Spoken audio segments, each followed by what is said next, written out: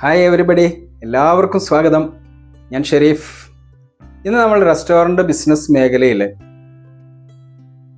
ഏറ്റവും കൂടുതൽ പ്രശ്നങ്ങൾ വരുന്നത് കസ്റ്റമർക്ക് ആവശ്യമുള്ള പ്രൊഡക്റ്റുകൾ ആയിരിക്കില്ല പല റെസ്റ്റോറൻറ്റുകളും പ്രൊവൈഡ് ചെയ്യുന്നത്. നിങ്ങൾ ശ്രദ്ധിച്ചിട്ടുണ്ടാവും. കാരണം കസ്റ്റമർക്ക് ഇഷ്ടമുള്ള ഫുഡുകളായിരിക്കില്ല അവിടെ അവർ പ്രൊവൈഡ് ചെയ്യുന്നുണ്ടാവുക. കാരണം അവിടെയുള്ള കസ്റ്റമേഴ്സിന്, അവിടെ വരാൻ സാധ്യതയുള്ള കസ്റ്റമേഴ്സിന്, പാസഞ്ചേഴ്സായിട്ട് വരാൻ സാധ്യതയുള്ള കസ്റ്റമേഴ്സിൻ്റെ ഏത് ടൈപ്പ് ഓഫ് കസ്റ്റമേഴ്സാണ്, നിങ്ങളുടെ ടാർഗറ്റഡ് കസ്റ്റമേഴ്സ് എന്ന് പറയുന്നത് അവരാണ്.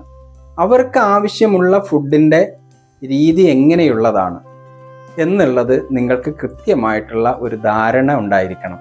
ഇങ്ങനെ ധാരണയില്ലാതെ വരുന്ന ബിസിനസ്സുകളിലാണ് ഇത്തരത്തിലുള്ള കസ്റ്റമർ കയറി വന്ന് ഞങ്ങൾക്ക് ഈ ഫുഡ് പറ്റില്ല എന്ന് പറഞ്ഞ് ഇറങ്ങിപ്പോകുന്ന സാഹചര്യം ഉണ്ടാവാറുള്ളത്. അതിനു വേണ്ടിയിട്ട് നമ്മൾ എന്താണ് ചെയ്യുക? കസ്റ്റമറുടെ ആവശ്യങ്ങളെ ആദ്യം നമ്മൾ മനസ്സിലാക്കണം. അത് ഏതൊരു ബിസിനസ് ആണെങ്കിലും, റെസ്റ്റോറൻറ്റ് ബിസിനസ്സിൽ മാത്രമല്ല, കസ്റ്റമറുടെ ആവശ്യങ്ങളെ പരിഗണിക്കാതെ നമ്മൾ ചെയ്യുന്ന ഏത് ബിസിനസ്സുകളും പരാജയപ്പെട്ടു പോകാറാണ് പതിവ്. കാരണം നിങ്ങൾക്കൊരു ഷെഫുണ്ട്, ആ ഷെഫിന് ഈ ഫുഡുകളെ ഉണ്ടാക്കാൻ അറിയുള്ളൂ. അദ്ദേഹം ഉണ്ടാക്കുന്ന ഈ ഫുഡ് വരുന്ന കസ്റ്റമർ കഴിച്ചോളണം എന്ന് നിങ്ങൾക്ക് പറയാൻ പറ്റുമോ? നിങ്ങൾ അങ്ങനെ പറഞ്ഞു കഴിഞ്ഞാൽ ഈ വരുന്ന കസ്റ്റമേഴ്സ് അങ്ങനെ കഴിക്കാൻ തയ്യാറാവുമോ? ഒരിക്കലും ഇല്ല. കാരണം എന്താണ്? കസ്റ്റമർക്ക് ആവശ്യമുള്ള ഫുഡ് നിങ്ങൾക്ക് കൊടുക്കാൻ കഴിഞ്ഞെങ്കിൽ മാത്രമേ കസ്റ്റമർ ആ ഫുഡ് കഴിക്കുള്ളൂ, അല്ലെങ്കിൽ ആ ഒരു സർവീസ് അവർ നിങ്ങളിൽ നിന്ന് വാങ്ങാൻ തയ്യാറാവുള്ളൂ. അതിനു വേണ്ടിയിട്ട് നിങ്ങൾ ആദ്യം ഒരു മാർക്കറ്റ് റിസർച്ച് നടത്തണം. ആ മാർക്കറ്റ് റിസർച്ച് നടത്തുമ്പോൾ നിങ്ങൾക്കറിയാം ഇവിടെ ഏതൊക്കെ ടൈപ്പ് ഫുഡുകളാണ് വേണ്ടത്. നോൺ വെജ് ആണോ, വെജ് ആണോ, വെജിൽ തന്നെ ഏത് വെറൈറ്റീസ് ഓഫ് ഫുഡാണ്, ചിക്കൻ വെറൈറ്റി ആണോ കൂടുതൽ ഇവിടെ ആവശ്യമുള്ളത്, അല്ലെങ്കിൽ ഫിഷിൻ്റെ വെറൈറ്റീസ് ആണോ ഇവിടെ ആവശ്യമുള്ളത്, അല്ലെങ്കിൽ മീറ്റിൻ്റെ വെറൈറ്റീസ് ആണോ ഇവിടെ ആവശ്യമുള്ളത് എന്നുള്ള രൂപത്തിൽ നിങ്ങൾക്ക് കൃത്യമായിട്ടുള്ള ഒരു ധാരണ കിട്ടും.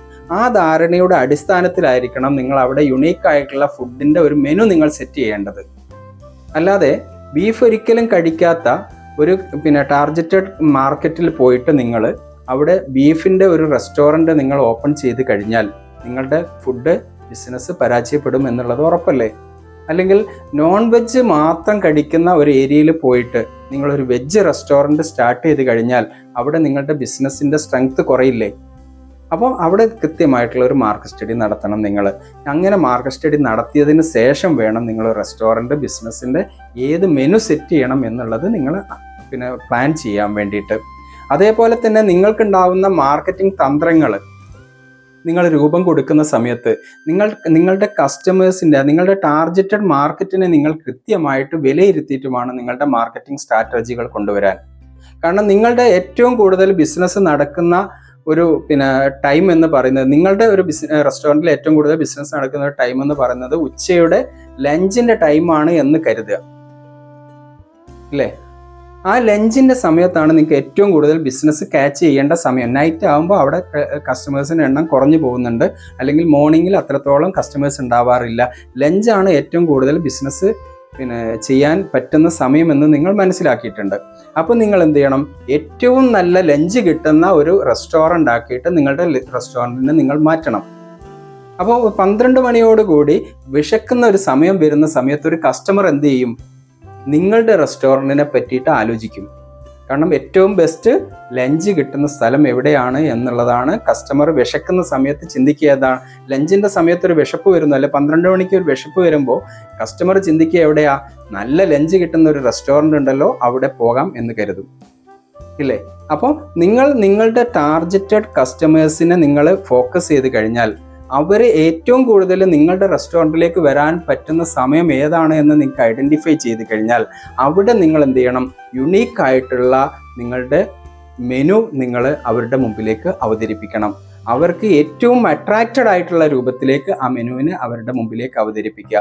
അവർക്ക് കൃത്യമായിട്ട് ആ ലഞ്ചിനാണെങ്കിൽ ലഞ്ചിന് അവർക്ക് ആ ലഞ്ച് കഴിക്കണമെന്ന് തോന്നുന്ന സമയത്ത് തന്നെ നിങ്ങളുടെ റെസ്റ്റോറൻറ്റിനെ ഓർമ്മിക്കാൻ കഴിയുന്ന രൂപത്തിലേക്കുള്ള ഒരു ബ്രാൻഡിങ് വർക്ക് നിങ്ങൾ അവിടെ ചെയ്തിരിക്കണം. അപ്പോൾ കസ്റ്റമറുടെ മുമ്പിൽ കൃത്യമായിട്ട് നിങ്ങൾ ഫോക്കസ് ചെയ്യപ്പെടും. ആ കസ്റ്റമർ നിങ്ങളിലേക്ക് മാത്രം അട്രാക്റ്റ് ചെയ്യപ്പെടും. അവിടെ നിങ്ങളുടെ ബിസിനസ് സക്സസ് ആക്കിയെടുക്കുവാൻ നിങ്ങൾക്ക് കഴിയും. അപ്പോൾ നിങ്ങളുടെ കയ്യിലുള്ള ഒരു മെനു കൊടുക്കുന്നതിന് പകരം കസ്റ്റമർക്ക് ആവശ്യമുള്ള മെനു കസ്റ്റമറുടെ ആഗ്രഹങ്ങൾക്കനുസരിച്ച് സെറ്റ് ചെയ്ത് കൊടുക്കാൻ കഴിയുന്ന രൂപത്തിലേക്ക് നിങ്ങളുടെ റെസ്റ്റോറൻറ്റ് ബിസിനസ്സുകളെ നിങ്ങൾ മാറ്റുമ്പോഴാണ് നിങ്ങൾക്ക് വിജയം കൊണ്ടുവരുവാൻ കഴിയുക. എല്ലാവർക്കും വീഡിയോ ഇഷ്ടമായെന്ന് കരുതുന്നു. ലൈക്ക് ചെയ്യാൻ മറക്കരുത്. നിങ്ങൾ ആദ്യമായിട്ടാണ് ഈ വീഡിയോ കാണുന്നതെങ്കിൽ സബ്സ്ക്രൈബ് ചെയ്യുക. നിങ്ങളുടെ ബിസിനസ് സുഹൃത്തുക്കളിലേക്ക് ഇത് ഷെയർ ചെയ്ത് കൊടുക്കുകയും ചെയ്യുക.